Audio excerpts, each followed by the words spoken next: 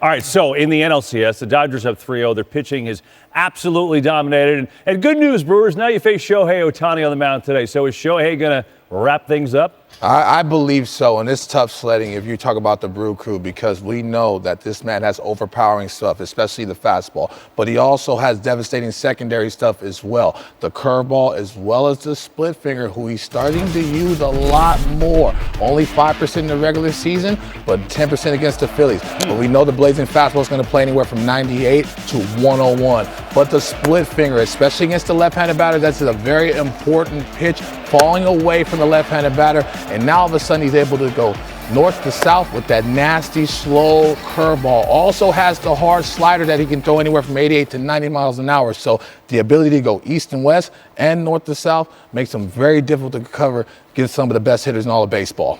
Well, the question is, what are they going to close it out? I mean, if you're the Milwaukee Brewers and you're down 3 games and you're facing the number 4 starter, usually you have a lot of confidence as an offense.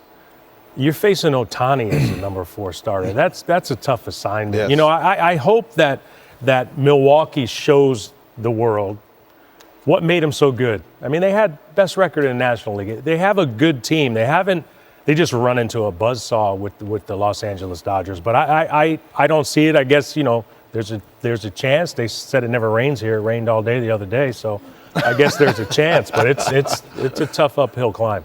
I tell you, man, you're a super nice guy, but it's kind of running a little late for them. I mean, facing Ohtani as the 4th starter, I heard John Small, Hall of Famer, one of the best pitchers I have ever seen, saying that Ohtani's stuff is one of the best he had ever seen. And coming from him, that's a big compliment, brother. And they haven't been able to score wrong against the guy that probably doesn't have the stuff that he has. So I think he's running a little too late. Hey, and by the way, guys, I think we're facing a dynasty. Watching these Dodgers doing it year after year after year. But I got to do it first. It kind of reminds me a little bit of what you guys did in the 90s. I like that, Papi. When you say dynasty, I mean, this is the total package. And what the Dodgers basically tell you is you pick the style, we'll pick the outcome. And if you want to slug, we can slug. If you want to scrap, if you want to, whatever you want to do, pitching style, run, you name it, they'll find a way to win. And by the way, when you watch them and the game is 1-1 in the 5th, everybody watches going, they're going to win that game.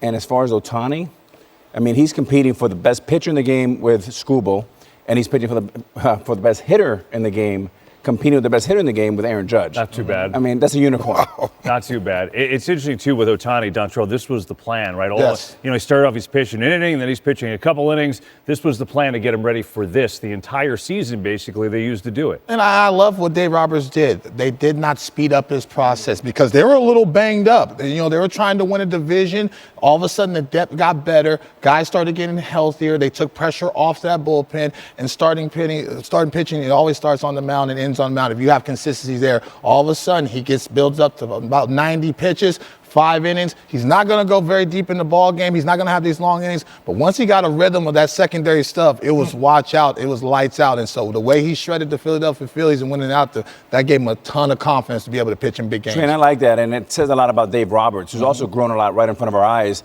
Maybe a younger manager doesn't, hold him back because he wants to win, but he understands the process, the whole loop, and he's been patient, and now he's getting the payoff. Sure is. Meanwhile, we haven't done it in a while in this post-game, pre-game show situation. We like to ask the analyst, and we ask a player or a coach to ask one of you guys a question. This time it's more of a tell the analyst. We go to the Blue Jays bench, former Yankee great. I think the one thing I have for A-Rod, and he probably didn't remember it, but when he hit 500, he about broke my rib on a squeeze. John Snyder did about the same thing the other night after we clinched. Don Mattingly, you remember that? Donnie was the best. I learned so much with him. He's such a great worker. But I do remember that I almost broke your ribs. I was very excited. Sorry, Donnie Baseball. Well, let's go look. Here it is. Here it is. Ooh, got him, coach. Well, I almost thought that was going to be too high or go foul, and thank goodness it stayed fair, and it sailed out, and here comes the hug. That's some love. I love that. A lot of coffee, like Papi, a lot of coffee. Very cool. That's great. Gotta love that. You Donnie almost put the man Baseball. on the deal, man. Sorry, Captain.